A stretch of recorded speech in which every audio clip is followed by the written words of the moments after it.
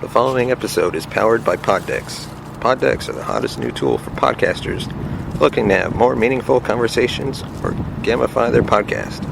Simply shuffle up, ask a question, and let the content roll. Get yours today at poddecks.com and use code CinemaGold for 10% off your order. Welcome to the Cinema Gold Podcast with your host, Larry Leese. Come join us as Cinema Gold dives into the latest Hollywood films and news. Welcome to an all-new episode of the Cinema Gold Podcast. I'm your host, Larry Leese. Today we're talking about the biggest news to come out of Marvel for a while, and that is the news that Deadpool 3 will be rated R and entering the MCU. The biggest question surrounding Marvel and the MCU was what they were going to do with Deadpool. Are they going to use him? Is he going to be in the MCU? Is he not? Is this franchise over? Will Marvel actually do an R-rated film? About a year ago, Disney CEO Bob Iger said that they could do rated R material,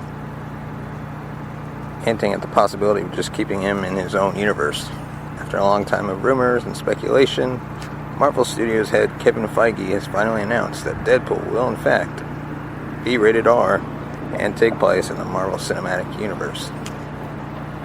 So there was two options that I expected Marvel and Disney to do. First one would be with a rated R movie. It would be connected to the universe, but in its own world. And then if it were to get the PG-13 rating, they would have thrown him right into the mix of the MCU.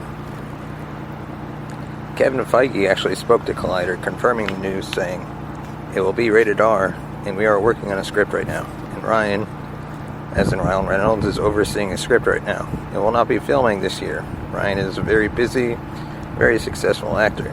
We've got a number of things we've already announced that we now have to make, but it's exciting for it to have begun.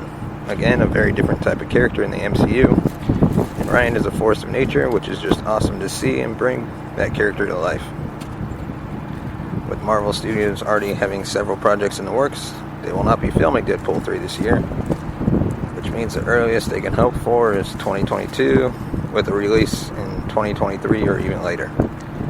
Bringing Deadpool into the MCU opens the door for some very funny crossovers. Perhaps Deadpool and Thor, Deadpool and Hulk, or even Deadpool and Rocket.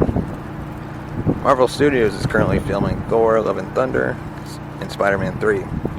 Sequels to Doctor Strange, Black Panther, Guardians of the Galaxy, and Captain Marvel are also set to start shooting this year. With the news of Deadpool's entrance to the MCU, he can make his introduction in any of the upcoming films or even Disney Plus shows. Fans were originally worried that Deadpool would be toned down after being acquired by Disney.